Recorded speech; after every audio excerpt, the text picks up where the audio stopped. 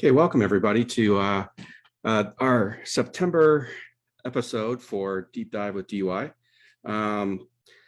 Before we get started, I just want to remind everybody that this is being streamed live on Facebook, and it's also, of course, in the Zoom platform. If you have questions at all during the presentation, go ahead and ask those in the chat window to myself would be great. Or if you post it to everybody, it's the same thing because then it will foster other questions. So please post your questions in either the Zoom window or the Facebook Live video itself. If you're on Facebook Live and you want to interact a little bit more personally with us, we are doing this via the Zoom interface, and the link should be there from the event page on Facebook. Just want to mention one thing real quick. Again, I want to share my screen, and I just want to point out that the photo winner of the month for August was Theodore Hublein. I probably just messed up that name, but it's a photo of him painting up in the Monterey area underwater. So it's pretty cool. So with that, he will actually win a pair of the new Beyond silicone wrist seals. If you are not familiar with them, you probably are not. It's a new product that we're ramping up production on. Basically, it's a silicone seal that has the feel of a latex seal. So it's a little more robust than the current silicone version. So he will get a pair of those for submitting one of his photos. So if you are not familiar with what's going on, you can submit any of your DUI and OMS photos online to get entered into a weekly drawing for different prizes. In this case, a OMS mask strap. Or if you have the best photo of the month, you will get a pair of wrist seals. So please do that. We'll post a link for that later on also. So today we have actually two presenters, but one primarily is someone I've known since, I guess, when I started diving, since she's from San Diego, and I'm not necessarily from San Diego, but I started diving in San Diego. And that's Bethy Driscoll-Miller. Since I've known her, she has been married, moved away from San Diego. She's now in the Florida area, closer to the Daytona area, I think. So Bethy is known as the Dive Nanny. So what is that? Yeah, so she has been teaching. She specializes in teaching kids how to dive. She arranges these awesome dive trips with families, and so she uses her passion, and obviously you'll see all this energy, and not to be throwing out puns or anything like that right now, but bubbly. You'll see what I mean. Anyways, her bubbly personality, it's perfect for getting people interested and kids excited about diving and these underwater things. So with that, Bethy, I'm going to ask you to unmute and please, there we go. So you should be up on the screen. That was a risky decision to unmute me. Yeah, I know. So welcome to Deep Dive with DUI. And so our little program is not, we're not some fancy production house, bloggers in soundproof rooms as you hear a jet flying over where I'm at. So basically it's just something where, all right, hang on. I gotta let the jet pass. And the FedEx truck. Okay, awesome. Soundproof room. Basically, it's me wanting to get and talk with different divers from different parts of the country or even around the world about diving. It doesn't have to be always about DUI or OMS, but it's really like getting to know people that are diving, get other people passionate about getting out and diving. So welcome. Okay. And I have my first question for you before we even get started, because yes, I just kind of like tipped it off that this is I know. I was like, oh shoot, what's happening? this is something where, divers talk with other divers. And if you haven't figured it out yet, I am passionate about diving. I'm in the water, anywhere from 3 to 4 times a week. And, I'm always, my dive gear is never getting dry. So my question to you is, what is your passion about diving, and what makes you want to keep doing this, or how come that you chose this as your path in life, so to speak? Well, I did quit everything to dedicate my life to diving. And so I've stuck to that actually for a pretty long time. I would say, like, I absolutely love, seeing the marine life. I think that's fantastic. But ultimately, it's the way I feel underwater. I love the pressure all around my body. I feel like I'm getting a hug from Mother Nature. And I'm so happy that that's what I absolutely love about diving, because then, like, no matter where I'm diving, I'm just happy to be underwater. And especially being out in San Diego, there were some days when we were diving in Mission Bay and we had like 2 feet of visibility and it was like 60 degrees. And I'm like, this feels good to be underwater, much better down here than up there. Yeah, no, I mean, it was always awesome because I could always expect to see you down at the La Jolla Shores area doing, leading dives and part of the dive club, and always out there. And of course now, I see all this stuff via social media. And so it's like, I want you to come on here and tell us what's going on. So, yeah. So with this, so thank you for sharing that part. Thank you for So asking. on to the next part. You're in charge of the show. So I'm going to switch and remove me as a spotlight. So I can figure out where these buttons are. There, now it's just you. So I will hand this over to you.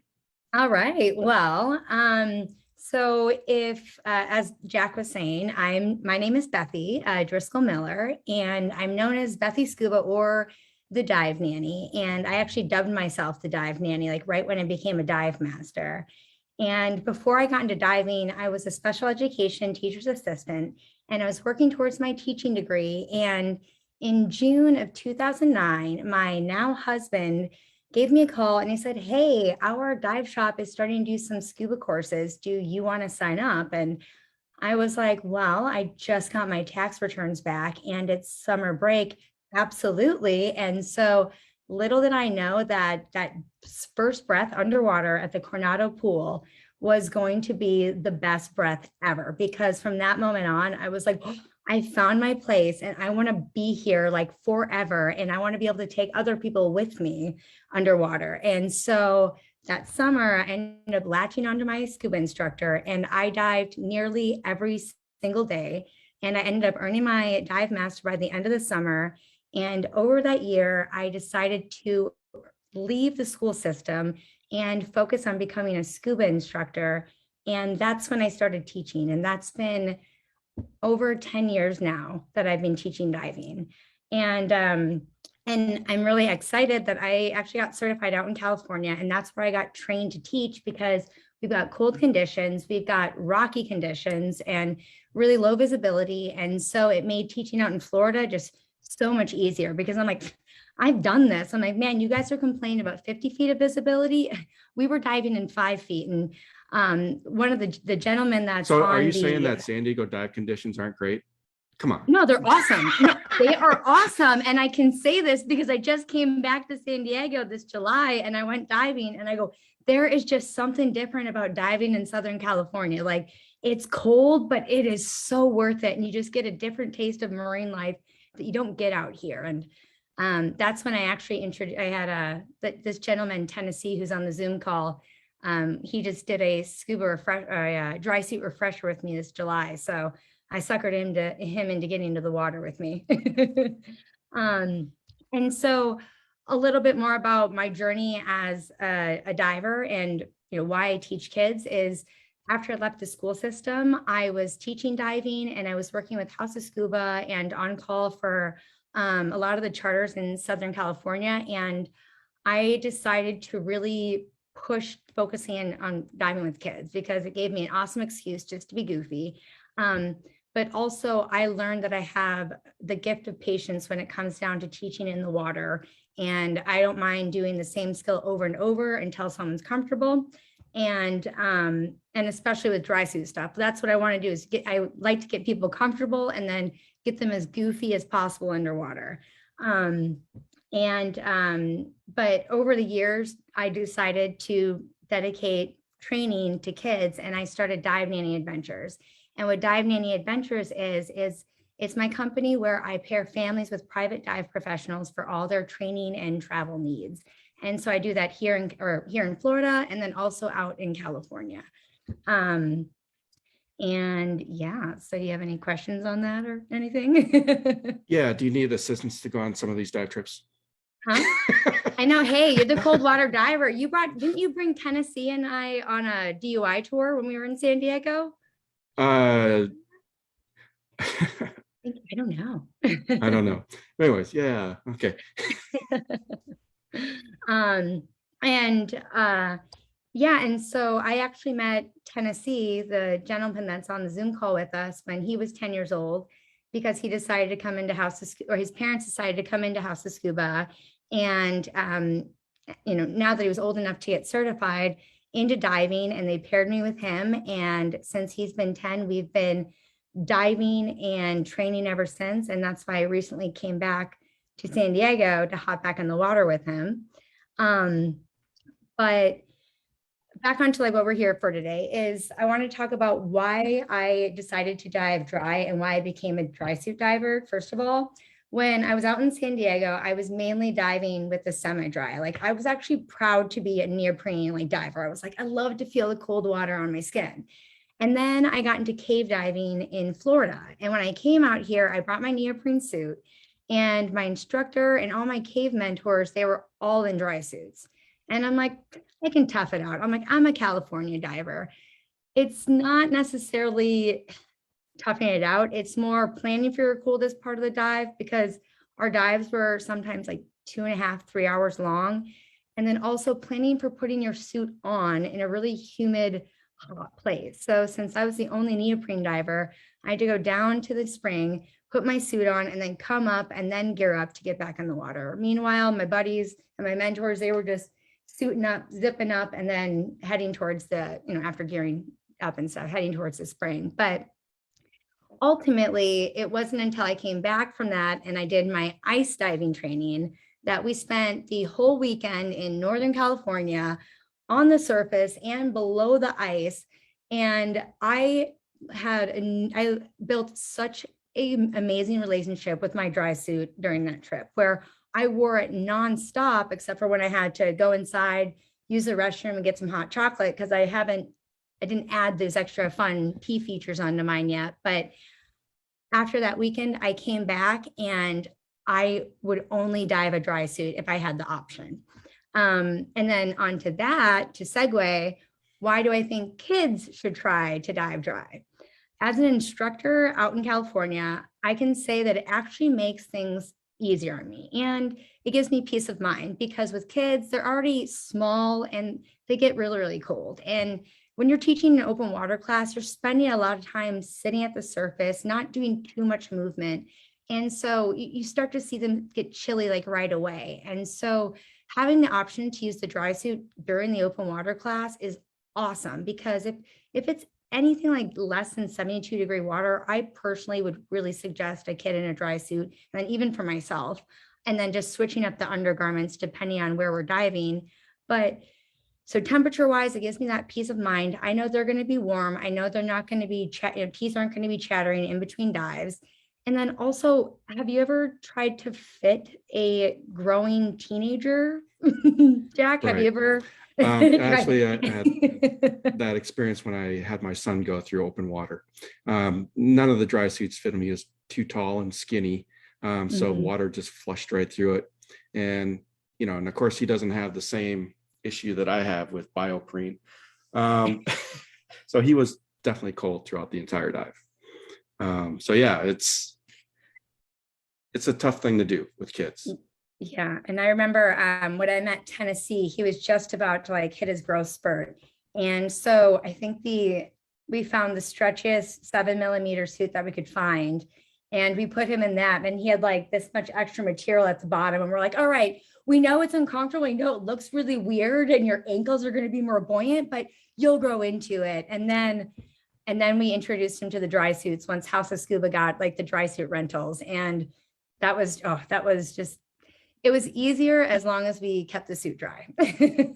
But also really in fitting a kid in a dry suit, it's so nice because then I say, hey, you know what? Instead of putting it on neoprene, having to feel uncomfortable sizing it like inside a dive shop, having somebody help size, put it on, like it takes a ton of energy.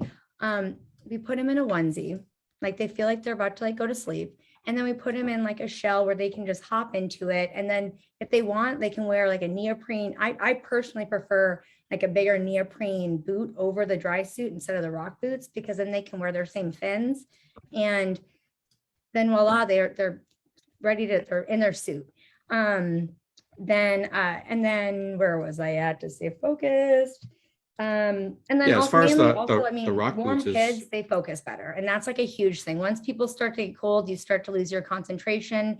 And once a kid loses their concentration, that's when you kind of just see it going downhill, and it's really hard to bring them back from that. yeah, I know finding new fins for everybody, because I get it, rock boots aren't necessarily the slim thing. A lot of Mhm. people forget they can just use a sock and just use a neoprene bootie over the top. You just need to have Yeah, something that they can walk on. I mean, I use Converse high tops, so that's true. I know. I need to get it's all about the style, in my opinion. yeah. Um, and then, well, I guess with like the fitting kids, on that note, when it comes down to fitting kids in dry suits, like, I mean, do you have any struggles, Jack, when you have any with like fitting the younger generation in suits when their parents Um, are no, I mean, calling in? I know we have some of the aquariums that we work with. They have, stock sizes, which are pretty much all extra smalls and smalls, for Yeah. kids to wear when they go into the aquariums, for the different classes and things that they're doing. Of course, they're smaller sizes. And yeah, it doesn't have to fit them perfectly as long as it is not unsafe. Yeah, I'm on the same boat. And that's the hardest thing. Like when a parent decides to say, hey, I want to invest in dry suit training into the rentals or even like purchasing a suit, like it's hard because the kid's growing. And so if you're gonna rent a suit, call around and see if there are suits to like rent, if your local dive shop does rent them. And if it's a little bit, when you go in to have them side, when you try on the dry suit, if there's a little bit of extra material, that's when we can use some gaiters, and then we can use some ankle weights just to make sure that the suit is safe to dive. But especially if a parent's going to purchase a suit, I just really suggest purchase knowing that you're going to resell the suit, and take care of it knowing that you're going to resell it, and and you want to get the most money for that. So that way, if your child is diving diving in cold water often, it's a good investment. And then as they grow, you can potentially swap it or sell it and then just invest in a new suit as they grow a little bit more.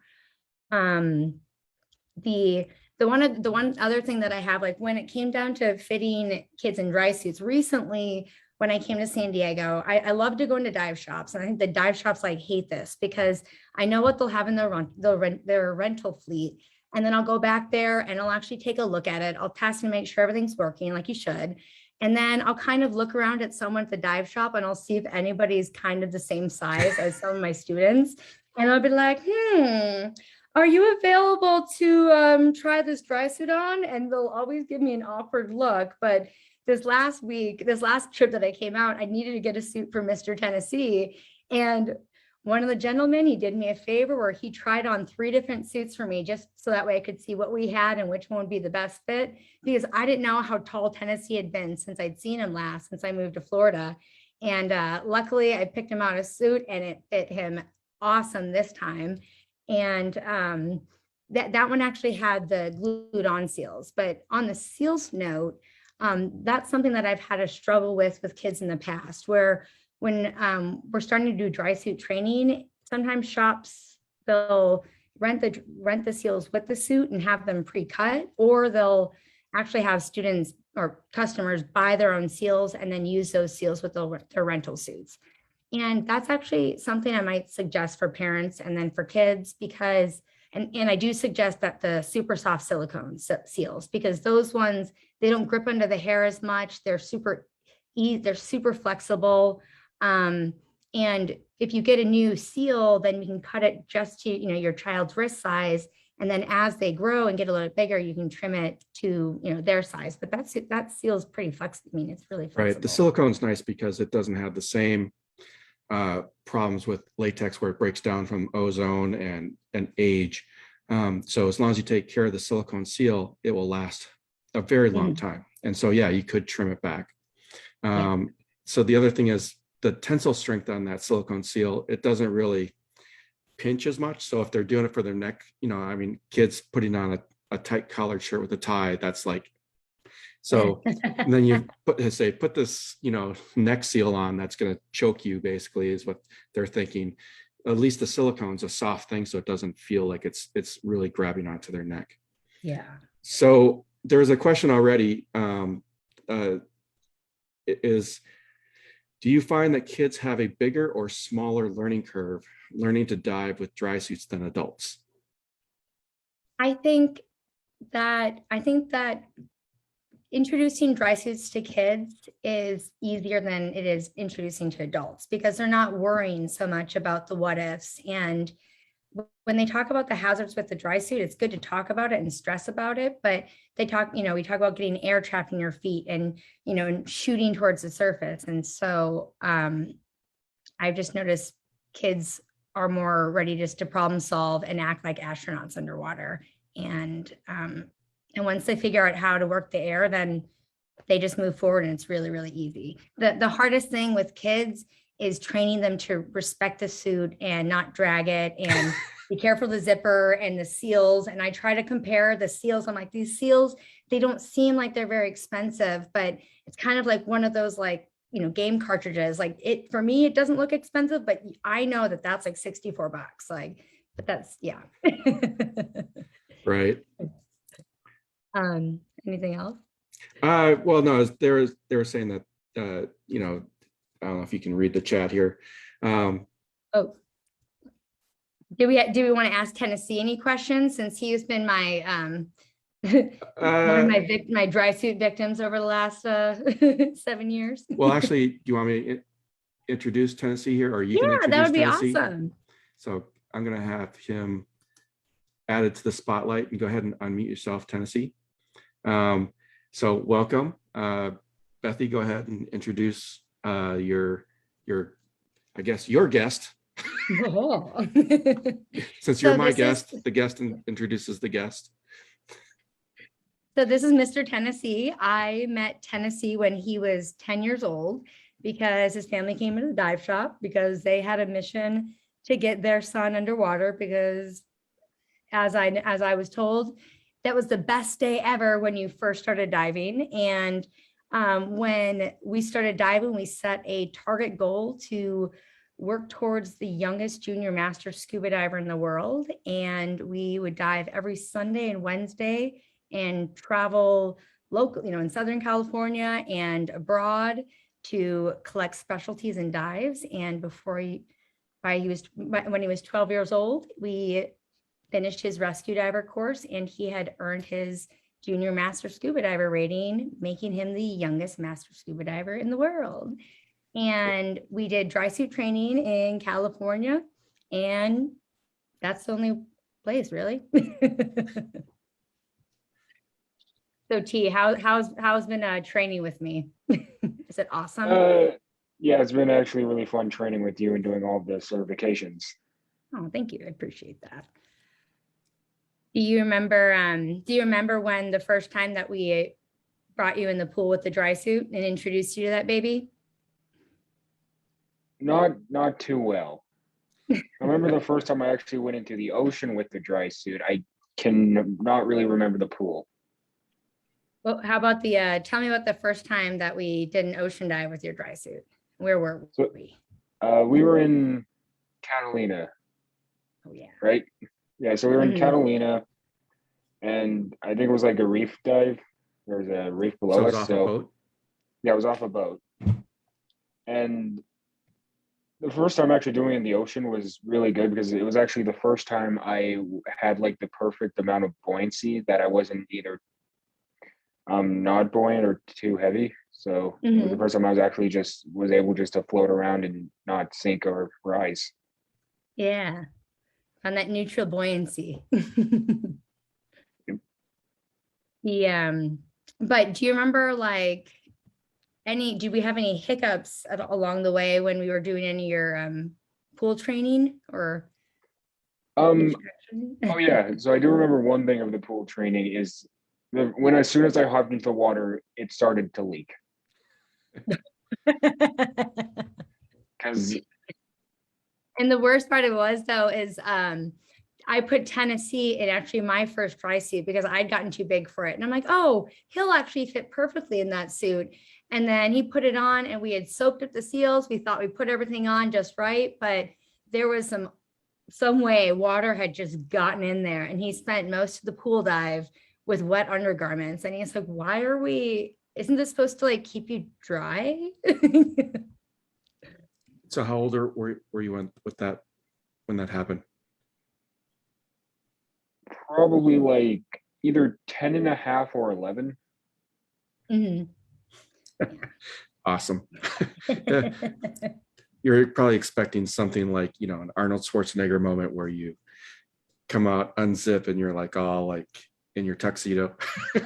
I honestly thought as soon as I unzipped, I would be dry, and I thought the water was just like mostly a like I thought I was just imagining the water because like when you get into the water with a dry suit, it normally like squeezes around you, and you can still kind of like it's kind of hard to tell if you're actually wet or not sometimes. That's what I Mhm. thought it was, but when I got out and I removed everything, I saw like my shirt was wet, my pants were wet. I'm like, yeah, this didn't work. Yeah, you had like a bucket of water in your feet. I'm like, yeah, that's not supposed to be there. So we're gonna chalk this up as not just user error, but instructor user error. Yeah, exactly. So on that note, that's actually kind of a good segue onto like the hiccups that do come along the way with doing dry suit training with kids. And even though like we had everything sealed, we thought we had everything managed. Once he got in the water, there was a little bit of either it was leaking in the neck seal or maybe even I'm on the inflator connection right there. But the kind of planning for that. And so I was like, okay, sorry about having the wet undergarments. And so what we started doing was we were actually wearing the shark skin undergarments. So that way, at least if you were getting wet in the dry suit, then you had some shark skin to keep you like warm. But ultimately what we wanted to do is like, so in Tennessee and I started training, like he was one of my first dry suit students. And what I wanted to do was we brought him to the pool and automatically, he geared up and we sealed the suit, we zippered up and we connected the low pressure inflator hose on there. And then I just continued to press that inflator button over and over and over and over until he was blown up, till he was like a Michelin man. And so for me, that's absolutely goofy. And I mean, for you, it was just like awkward. And but the thing I like about doing that is that once we have it fully inflated, we're sitting there, we're feeling goofy, but as an instructor, I'm testing to see if it's sealed. And then also I'm seeing the thought process of like, hey, if your suit's fully inflated and you can't reach your dump valve, like how are you gonna get out of the suit? How are you gonna get out of the suit? And so in a playful way, we'll sit there and I'll keep inflating it until they realize, oh yeah, just break the seal. And then once they break the seal, that's when we'll have to, recheck that before we hop in the water. And so that's some of my surface training exercises that we can do. Just as an FYI, for those of you, not that I don't have any awkward moments with my dry suit. I was testing. I had one of those issues where it overinflated the dry suit, but Yeah. I was in a bathtub testing to see if I could find the leak, and then just I don't know what I was thinking, but I hit the inflator, and I inflated so much that all of a sudden I couldn't move my arms, and I could, and I had the dump valve closed. So I'm like kind of stuck in the tub with my arms like up like this going, oh no, now what? Anyways, it was in a bathtub. So. I need another demonstration. Yeah, not that there's probably no photos or anything like that, because not that my roommate heard me, so he comes in and takes a photo of it. Anyways, it's a whole nother story. Do we have this photo? No, not handy. But then I guess where were we at? I was just saying, talking about some of the surface skill, the surface goofy skills that we'll do just to practice figuring out where the air is and how to manage the air in the suit. And so that's actually one of the harder things to, train kids to do, because and adults too. And so we don't really think about air as a tangible thing. And so when we have the suit on and I'm asking students, hey, okay, now let's move the air around, it's sometimes like hard to imagine what I'm talking about until we're in the water and we're really feeling it out. So sometimes what I've recently introduced is bringing a little bell with me, about like this size, this small little tiny one, and we'll actually put it in the dry suit. And so when we're in the pool, we'll add just enough air to the BCD, to the dry suit, and I'll point to where I want them to move the air. And so by moving the air to that point, I'm also having them move the bell. And when the bell gets there, then I have them like wiggle. And then that way I know, okay, hey, they know that where they're shifting the air. And then they're also doing a little dance routine in there too. So that's always a fun thing. But the reason why we're like wanting them to know where the air is to really think, okay, where is that air going to be and how can I start managing it? And so we get to start telling them they don't have to use their BCD, as much. They just can add just enough to they can add just a little bit of air to their BCD and then mainly use their suit for majority of the buoyancy. And so I think that's some of the things that I practice with you. The only thing I didn't do with you, Tennessee, was bring the bell in there. But do you recall recently some of the training skills that we did in our recent pool refresher? Yeah. See if I have that photo.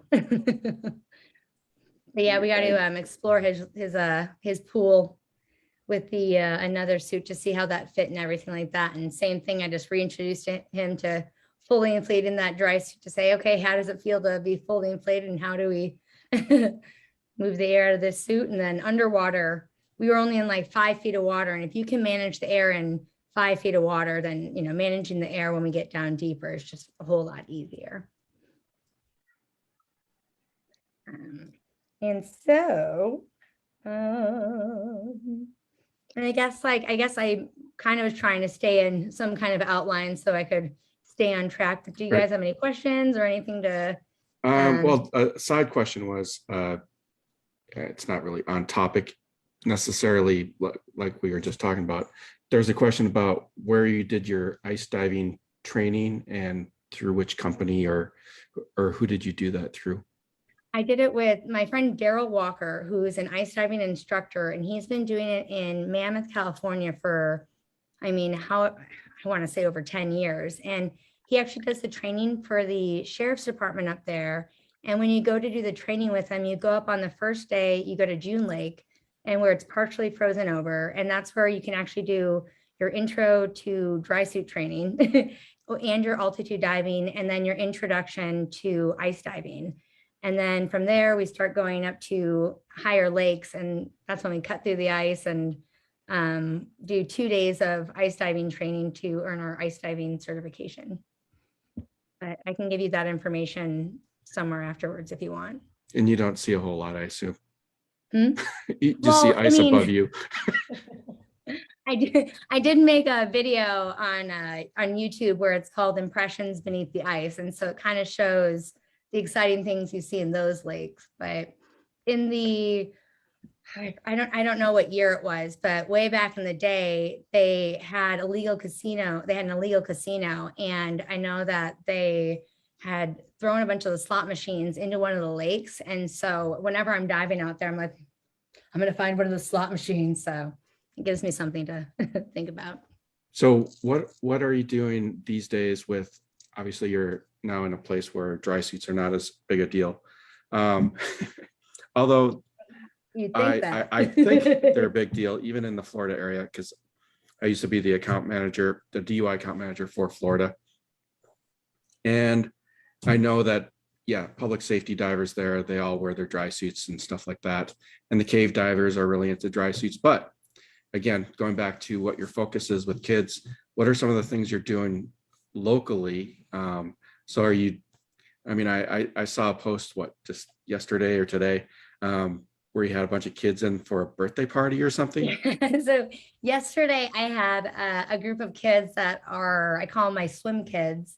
And we had an underwater birthday party yesterday. And so that's just one of the things that I do. So with Dive Nanny Adventures, we'll do, pool training and then pool events, because sometimes it's just fun to blow bubbles underwater.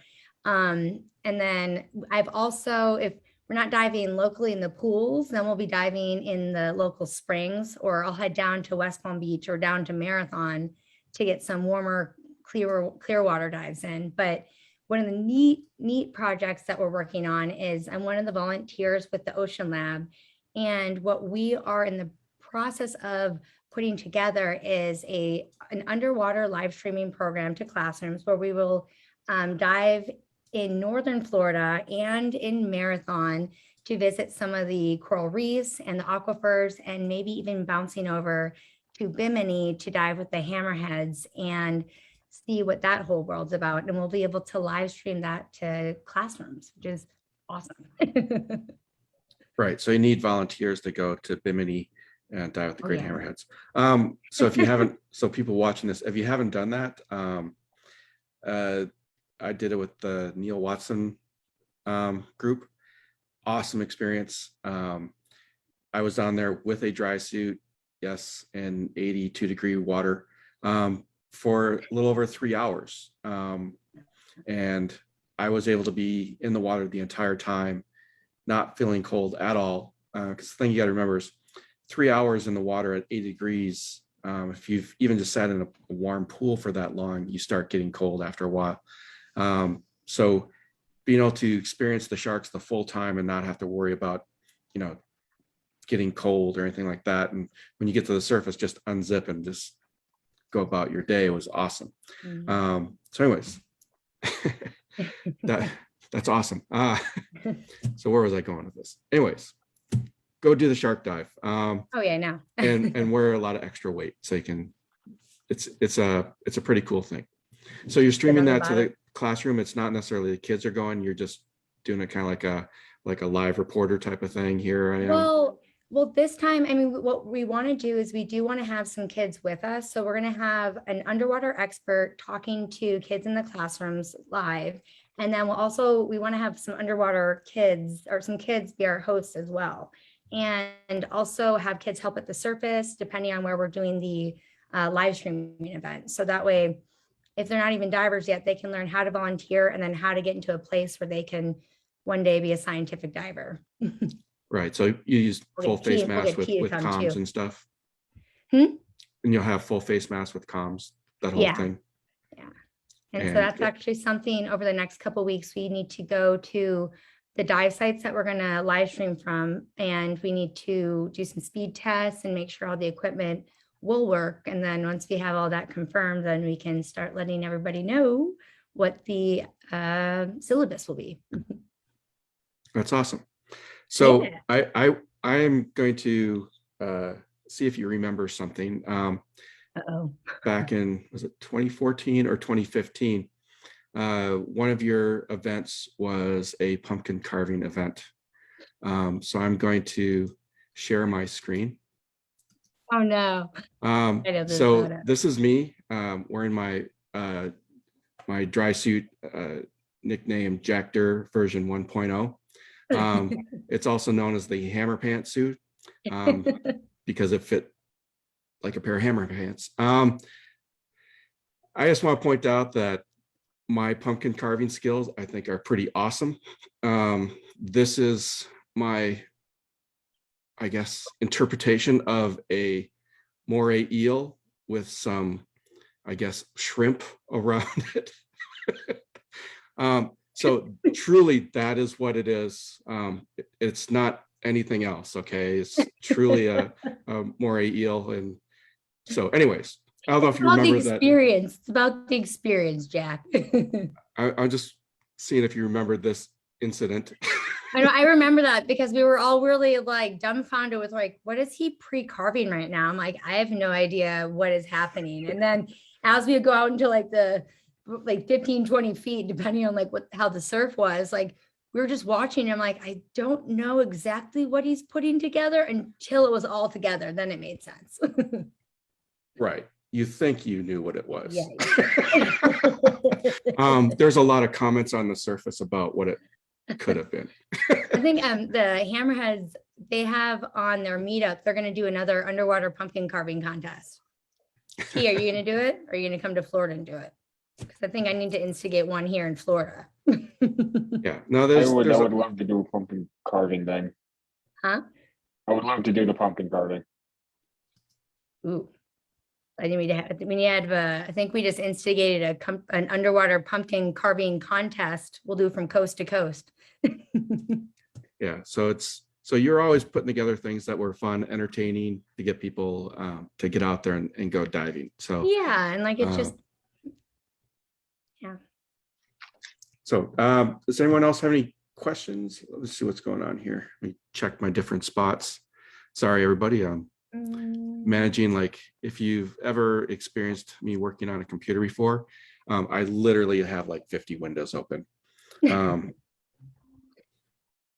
And so another question, just what is the age group or favorite age to teach as far as like kids go?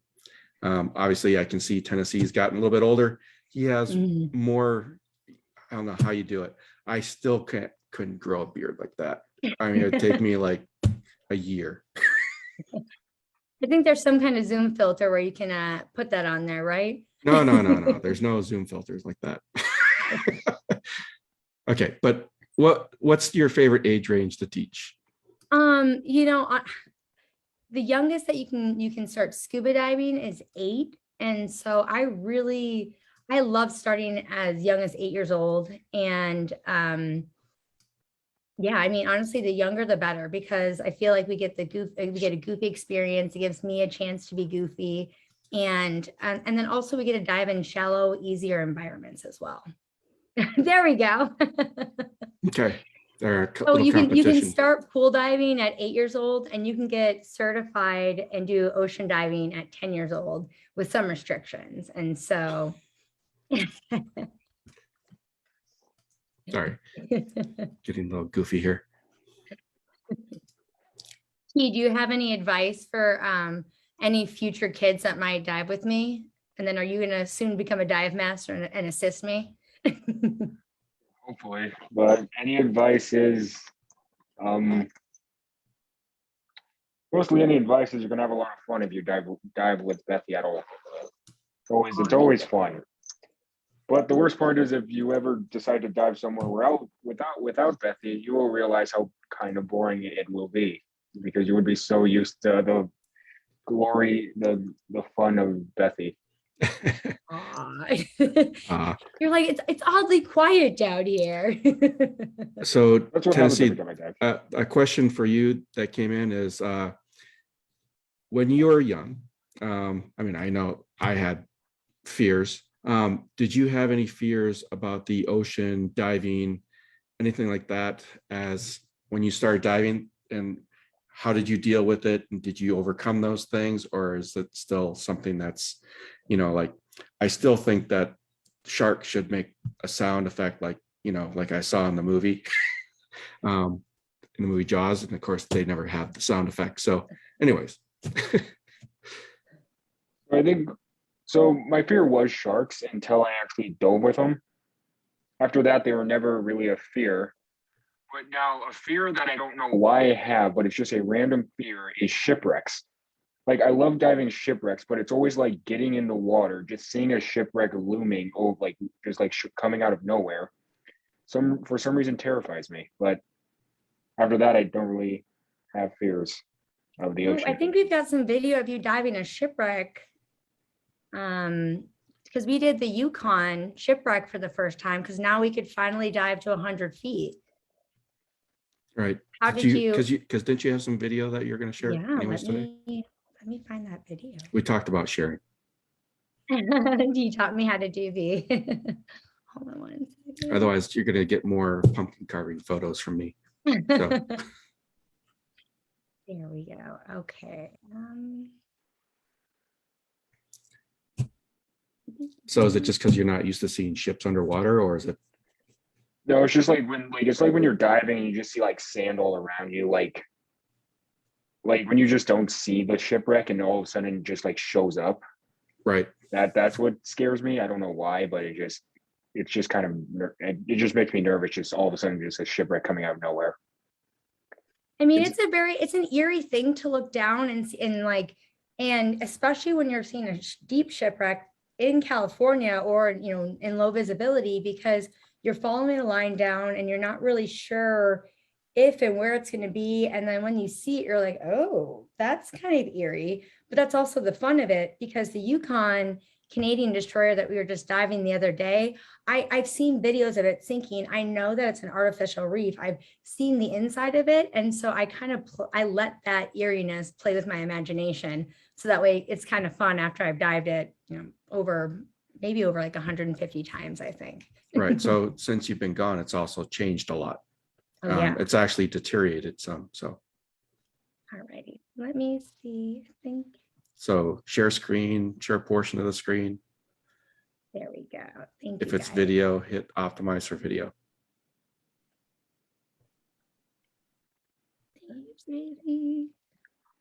There we go. May need to change the size of your share. Sorry, guys. Yeah, this is there we go. I should have had this preset. And so like diving. Okay, so can you see that? Yep. This is one of the more recent dives that we just did off California. And yeah, it definitely has changed. And looks like John Schmidt and crew have replaced put a new flag up.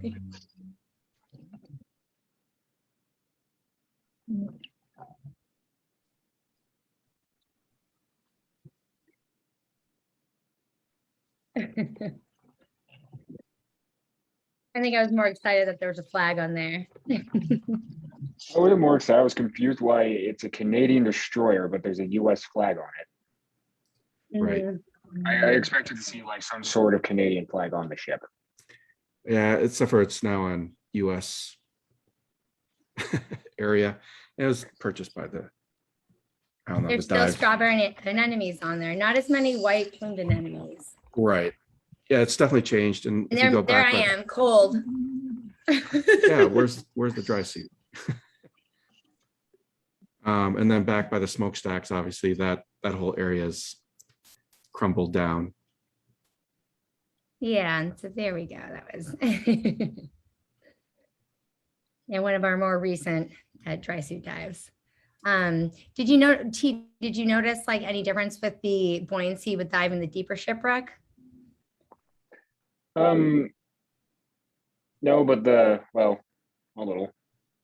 A little bit. So yeah, it was like I said, like the first time, for the first like dive on the Yukon was pretty nice. Mm-hmm. Second time, not so much, because I think did we take some weights out? Or did we take any weights out of my thing? Because I was kind of. Yeah, we ended up putting on ankle weights for the second dive. Yeah. Yeah, and that helped out. Yeah. So another question about the Dive Nanny part. What's the most, I guess, exotic destination you've planned a trip for a group of kids? Well, we've been, and especially with Tennessee, we've been to some pretty exotic places. Like Palau was pretty mind-blowing, especially going with him because it's so based around World War II. And so we were able to see that above and below. And we've been to Fiji, and that's where Tennessee set the record for the youngest junior master scuba diver.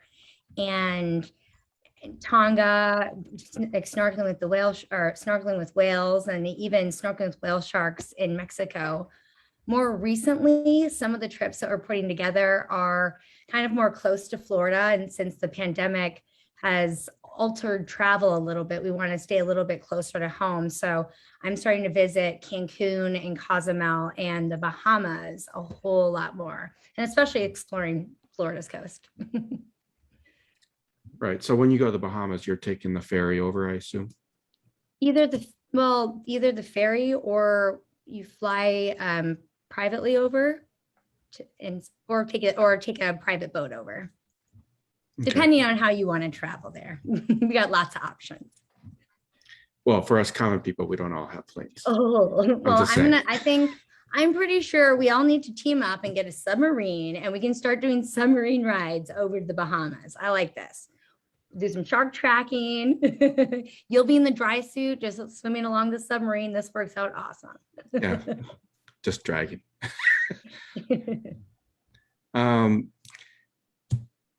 So let's see what else. Oh, so thanks, John. John was saying that he was also planning to put a Canadian flag on there this last time, but it seems like they only put up the US flag this. There's usually a Marine flag on there too. So if you haven't seen the episode of Deep Dive where John Schmidt talks about diving the Yukon, John's also one of the people who keeps changing out the flags every year. So that's why you see the flags are not always just covered with, dirt and whatever stuff grows on them. Algae, he replaces them every year. So thanks, John. Looks like we'll need to go do a dive again on there and put a Canadian flag on there. So what else? Do you have anything else for us today, or? There were like a couple tips that I just they're kind of weird, interesting tips that I've done with students. And I just wanted to quick let you guys know is that gap when we're putting the dry suit on and we have to squeeze our head through the silicone neck seal. I've noticed that some kids will experience be claustrophobic, and that's just a really scary zone. And so something I also started doing this last year was I remind students, hey, we do the CISA. And so I'll have them actually practice doing the CISA song where they'll breathe in and then they'll sing out for 30 seconds. And so it takes less than 30 seconds to get it on. And it's also something that distracts them. So that's something I've done. And then I'm trying to think if that's a good idea. Yeah. And I was trying to think if there's any, if anybody had any other suggestions, same thing, for me, because as a instructor, I'm always willing to learn as well. And every time I teach, I learn something new. So especially this last time with Tennessee, it's why I learned I don't like I don't like the glued on seals for rental suits, just because we might have an incident. And so from I had, when I did my open water class, there was a younger student still in I think he was in high school. Anyways, he was young. Mm-hmm. Have you noticed a difference in the, I guess, the knowledge retention and ability to go through the knowledge reviews? Is there any difference that you've had with kids versus the adults? Any issues with that? Because I know that the student that went through, he got every single answer correct and and I'm looking over and going, wow, look at that. I mean, of course I got them all right too, but I'm just saying other people in the class didn't, but other than this one younger student. So I don't know if you've noticed anything like that. I definitely, that's something that I have noticed. And a lot of times I'll get different, students that need a little bit more time, especially with the knowledge development side of things. And what I like to do is get them in the dry suit and get them in the pool first. So that way they can feel it out. We can talk about it. And then we'll visit the the knowledge reviews and knowledge development when we do the full specialty. And then when I do it that way, it seems like they grasp onto things a little bit better. And I talk about it a lot when we're doing the actual pool introductory dive. I'm trying to think, but the same thing, adults and kids, like everybody kind of learns at a different pace, and it depends on how comfortable you are in the water. And it also depends on, what muscles you have, because if you're not in shape and not used to doing sit-ups, when I'm asking you to use your core muscles to flip over, it definitely gets, that's definitely a little harder thing to train your body to do at the same time. But that went on for a little bit too long. You get the Bethy rambling happening. So what are you saying? It's like I should be doing more sit-ups is what you're saying? No, not at all. Actually, though, if you're doing your dry suit training, it's a really good idea to, lean back. If you're even I'm on a little bouncy ball right now, but leaning back and working those lower muscles, so that way you have the strength to flip over if you need to. And I even land my stomach and practice swimming. Okay, so we're coming up to the end here. Okay. So I'm just gonna start. Oh, sorry, I'm reading messages on my own screen that I created anyways. Just kind of to wrap this up for this week or this month. So Bethy, thank you for coming, and Tennessee, thanks for taking some time out. I know that it's probably, it's okay to skip school sometimes for these things. Twist your arm a little bit. And so Tennessee, how old are you now? I am 17 years old. So 17. So now you've been diving for 7 years. Yep. Okay, so we had the same amount of experience, by the way. No, I'm thinking. No, I'm at 8 years now. How long have you been diving? No, I've been diving 8 years now, I guess. It's the amount of diving that you do in that time, and you take advantage of it, and blah blah blah blah blah blah blah blah. Anyways, exactly. I'm just naturally gifted. But anyways, thank you for coming out and presenting this, and Bethy, I hope everything's going great in Florida. And keep getting those young divers interested in scuba diving, because that is the future of this whole industry, is getting new divers excited about diving, getting them out there, whether it's warm or cold, it doesn't matter. They just need to go out, experience the ocean. Like you said, breathing underwater and just being there is just incredible, and work through those fears. Like Tennessee said, it's like you're scared of sharks. Basically, you're scared of things you don't know about until you go down and experience and go, oh, it really didn't have any interest in me. It just swam away. It's like you kind of realize that, oh, it's not so bad down there. There's a lot of cool things to see, cool things to do. Especially if kids are interested in doing it, going into like marine biology or anything like that. I mean, what a great way to see all this stuff firsthand, right?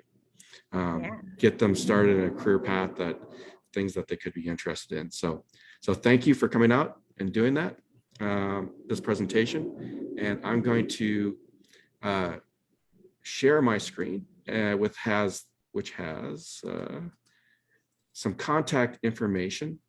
There we go. So if you want to follow Bethy on Facebook, Instagram, YouTube, all her links are there. And you can read up on, not that I expect you to type in this whole long article, but you can go and see the article that was written about Tennessee being the youngest junior master scuba diver. So we have a famous person on this, which is not just me. Just kidding. It's Tennessee's the one. It's all about Tennessee. He was the youngest. It's not. So it's kind of awesome. So that's really cool that you're able to do that. But at that age, I just wish I was doing that stuff when I was young. I mean, like I said, I came into this late, found a passion that I wish I would have started doing when I was 10, right? So contact up there if you want to contact Ocean Lab or see Ocean Lab Live. All that information is up there with the current project that Bethy's working on with the schools. So thanks for coming out, everybody. And next month, if all goes well, we're going to have Bernie Chowdhury on here. If you don't know who Bernie Chowdhury is, he is the author of The Last Dive. It's a book that if you have not read, you should read it. And if you are kind of like me, it turns into, yeah, I read the book while I listened to the audiobook. It's a good audiobook. I mean, it's I went right through the whole thing faster than if I would have read through the book. So it's awesome. He's going to be our guest on next month, which will be the first Thursday of October. Also, just a side note, it looks like for our dive professionals out there, looks like DEMA in Las Vegas is still happening so far. So if you are going to DEMA, I will probably be there. Come up and say hi. So, and maybe we'll do some sort of live streaming while we're at DEMA at the same time. So thanks for everyone for coming out, and we'll see you next month. Yeah, thanks for having me. Stop the share. Okay, bye. Bye. Okay, so I'm going to, you guys, I'm gonna, anyways, turn this off now. Okay. All right. Bye. Bye. Bye.